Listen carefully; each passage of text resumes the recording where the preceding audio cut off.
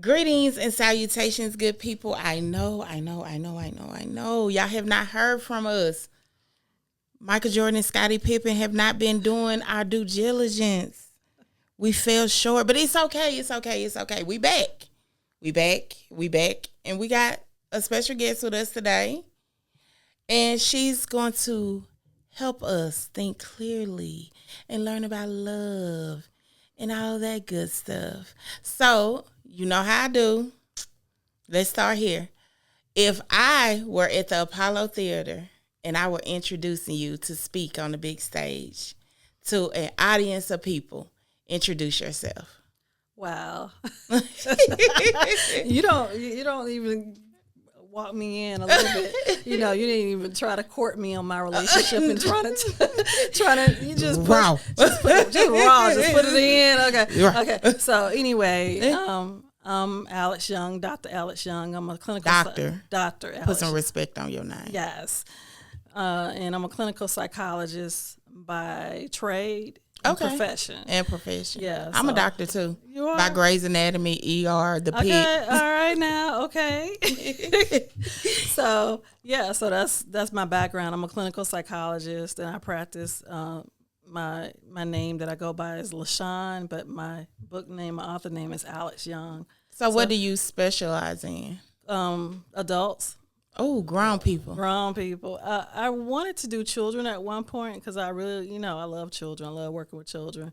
But right now I've been dealing with adults for the most part. Women, deal with, I used to work with veterans a lot and addiction. I'm a journalist basically. Okay. So you can touch a little bit of everybody. I can touch everything. In clinical psychology, you have your clinical, you have your counseling, and you have other aspects of psychology. But clinical, we can pretty much do anything. That's the people you see in sports psychology, working with the NFL people and all that. Well, y'all pray by the end of this interview, she don't have me in a white coat. No. She doesn't have me in a white coat. So how long have you been on this journey? Wow. I started in mental health in general. Yes. Let's say actually practicing psychology probably over 20 years. Okay, so you rooted. I'm very rooted. So actually, I'm being modest when I say over 20 years because I was actually a professor. Oh, no. Yeah. Y'all better put some respect on her name. Yeah. What did you teach? Psychology. Oh, clock it. Where were you a professor at? I was at Tougaloo College. Okay, Eagles, Bulldogs. Yeah. Shout out to Chuck, Silas. Okay. All those Bulldogs over there. Okay. I am Tougaloo adjacent.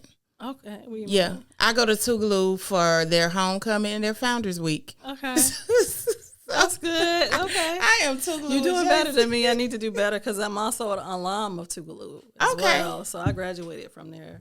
So. And where did you do your doctoral program? I did Jackson State.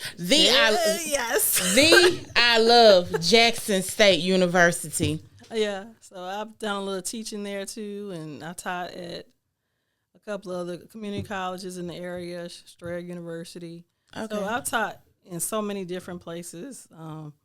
So this is rooted in you. Yes. Okay, so let's go back before we get to the book. Yeah, that's fine. Where did this love of, because for me, in order to be a therapist, a psychologist, you have to have a baseline love for people or want to at least help people, because aren't you in the helping business? Yes. Or you just like to hear people problems? Because I got a lot of them. I was kind of thrown into this. This is not something that I decided for myself. No. I actually, you trying to go all the way back? How far you back you want to go? What did you want to be?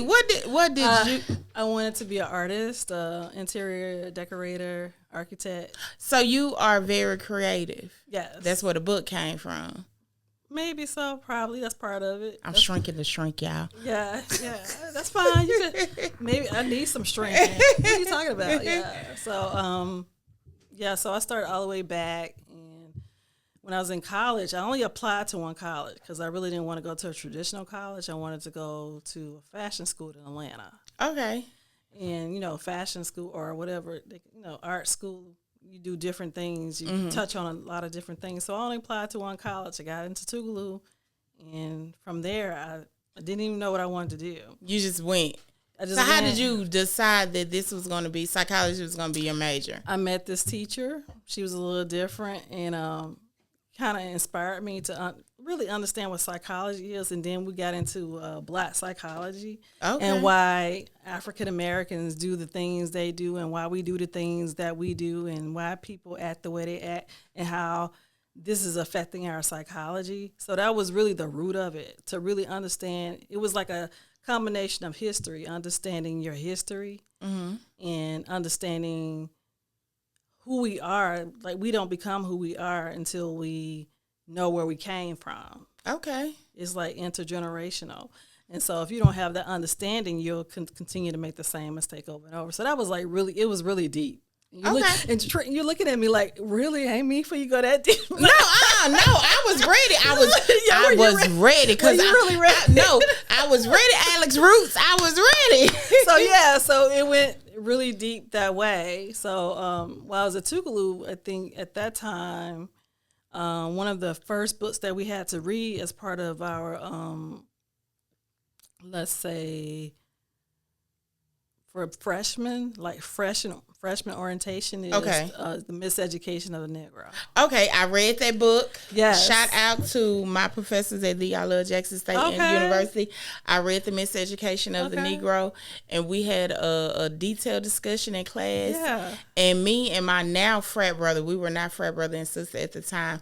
You would have thought that we were arguing in a court of law the way we was going back and forth. Was he a Tougalooan? No. I'm not going to say your name because I don't like you like that. But he graduated from the I Love Jackson State University. Okay. And we took it in undergrad. And I think that class had some undergrads and grads in it together at the same time. And I think maybe he was in the grad program and I was in the undergrad. But we bumped heads about a lot of stuff. We had to agree to disagree on a lot of stuff. Yeah. It's a good conversation to have, and it's good to be able to agree to disagree on that book. It's just so many layers to it, and you really need to read other books too to go with that. You know, what would you suggest? I read so many. Okay. For psychology, I read Even the Rat Was Black, Even the Rat Was White. That's what it was. I read a couple about Naeem Akbar, Chains and Images of Psychological Slavery. Because most people think they read the 48, I ain't going to say it, and they become a different person. No, I mean, it's sometimes when you read something and you're first exposed to it, it's like your eyes are open. Mm-hmm. And when your eyes are first open, you can become very passionate about something. I almost said angered, but passionate about certain things that happen because you didn't have an understanding of it at first. But once you begin to read more and live more, you don't necessarily blame everything on one group of people because your understanding has broadened. And I think that's what, I don't want to get that deep. What Malcolm X was at the end of his, when he, as the more he became educated in and outside of the books and outside of the group that he was in, then he began to understand that people are just people and we are socialized to do certain things based on what we're taught by other people. We have to learn for ourselves and, because it's a lot. It's a lot. So it's when you go to a higher level of living, the lower level of living is when you harbor hate in your heart. Mm-hmm. But when you get to a higher level of understanding, you understand that love is the way that you need to be operating in as human beings. Okay, so I'm glad you segued into love because that's a lot of what I went down a rabbit hole. I was looking at your page. You talked a lot about love. Yeah. Love for others, love for self, love with your walk with God. Right. So when did love play a part in you writing these books? Was it a love for writing? Was it a a calling from God? Did you feel like it was just placed on your heart, or was it that you needed to inform? I think it was a combination of all of that. Okay. And I think the way you worded it pretty nicely. Yeah, it was really but the first book, let me talk about the first book, Healing to Prosperity, actually came out of an experience. Okay, what was that experience? Well, I'm going to go back. I'm going to go back a little bit farther. Before that, I knew that I was supposed to be writing a book, because I had wrote, you know how, I don't know if you journal, when you write things down and you say what you want to do and what you should be doing. Yes. So it was like 10 years earlier when I had written down that I'm going to I wanted to work as a professor. Okay. That was 10 years before it actually happened. Before so you were manifesting it. It happened, yeah. It's like in the Bible, it says, write the vision, make it plain. And you just go back and look at it. But I really wasn't in my word then, so I didn't know that really worked. It just works anyway, because our words are power. So our words are power. So our words are power. We are the way, when you read in Genesis, when God created the world, he spoke it. And so he made us in his image. So we were made in his image. When he said man and female, not man in his image is mean female and male. Yes. Both of us. And so if we're made in his image, our words have the same power, what we say, whether it's good or bad. Mm-hmm.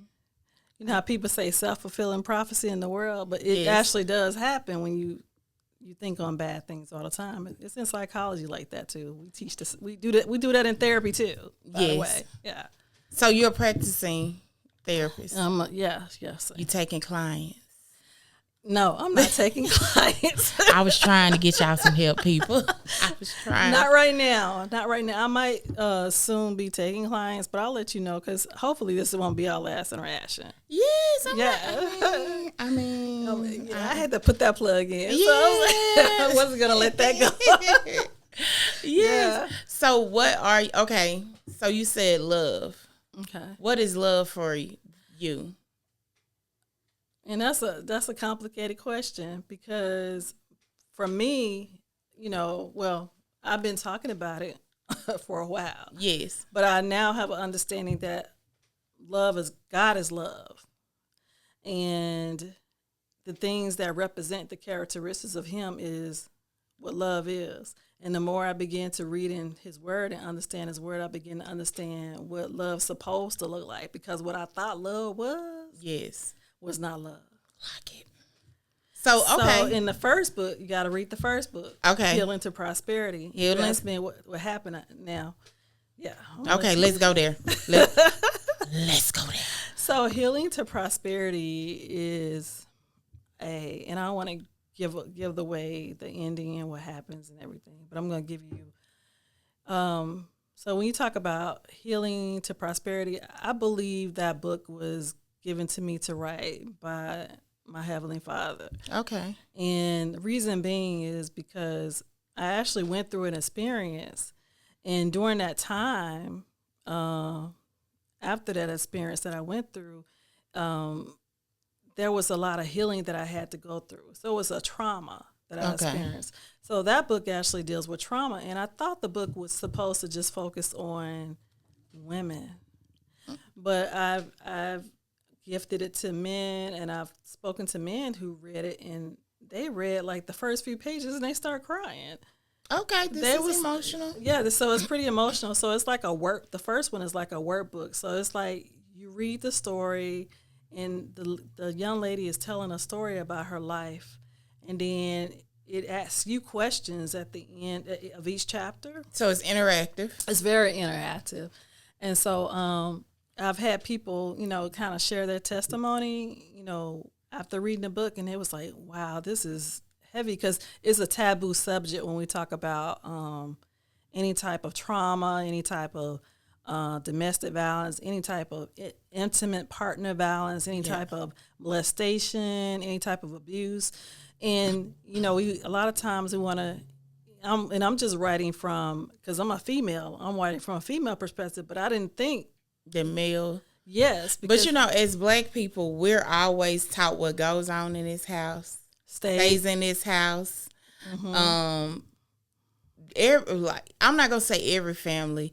I know of families, including my own, that have that child molester in their family. That y'all have known this for years, that he has touched the kids in his family, and nobody steps up to protect the kids. So you're building trauma. And then, like, some of my cousins, I look at them and I know that they have trauma bonds. Yes.